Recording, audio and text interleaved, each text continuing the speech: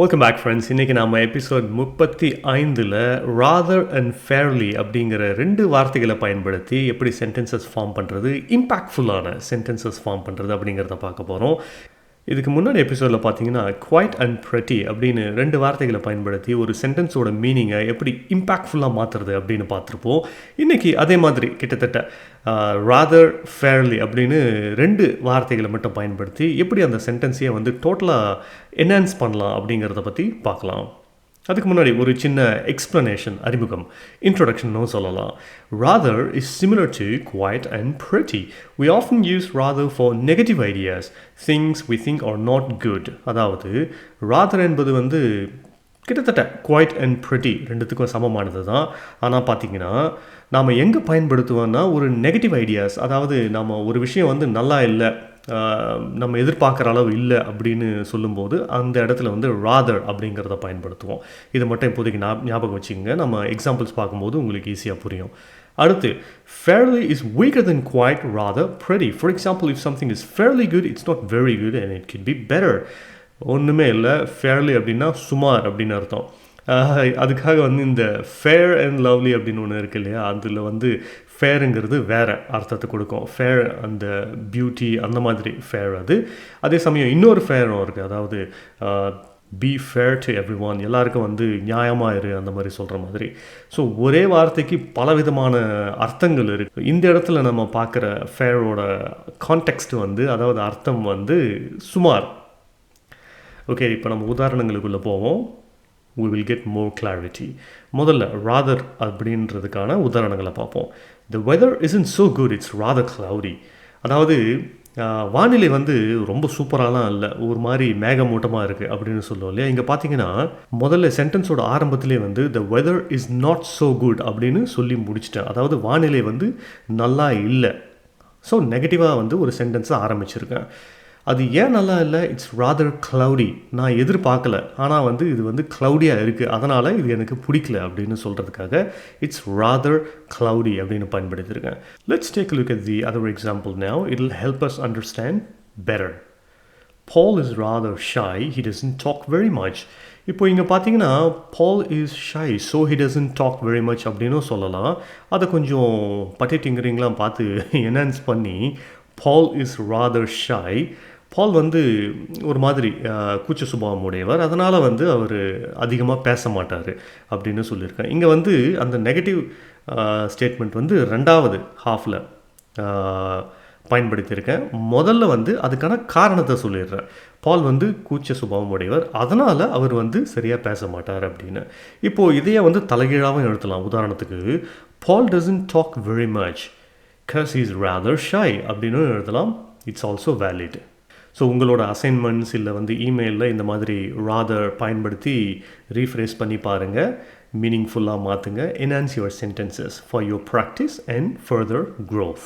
Note, quite is also possible in these examples. Okay, நம்ம போன எபிசோடில் பார்த்தேன் அந்த quite இருக்கு இல்லையா, இதுலேயும் வந்து நம்ம பயன்படுத்தலாம். எப்படி பயன்படுத்தலாம்னு யோசித்து பார்ப்போம். The weather isn't so good, it's quite cloudy. That's it. அவ்வளோதான், ஈஸியாக புரிந்துருச்சு பாருங்கள். Paul is quite shy, so he doesn't talk very much. Good. அடுத்து, when we use rather for positive ideas, good, nice, etc., it means unusually or surprisingly. Okay, இதே rather வந்து பாசிட்டிவான விஷயங்களுக்கும் பயன்படுத்தலாம். ஆனால் அங்கே வந்து எந்த மாதிரி வந்து பாசிட்டிவான விஷயங்களுக்கு பயன்படுத்தலாம்னு பார்த்தீங்கன்னா, அன்யூஷுவலாக வழக்கத்துக்கு மாறா இல்லை ஆச்சரியத்திற்குட்படும்படியான விஷயங்களுக்கு வந்து இந்த மாதிரி rather அப்படிங்கிறத பயன்படுத்தலாம். உதாரணத்தை பார்ப்போம். These oranges are rather good. Where did you get them? அதாவது இந்த ஆரஞ்சஸ் வந்து ரொம்பவே நல்லா இருக்கு, எங்கே வாங்கினேன்?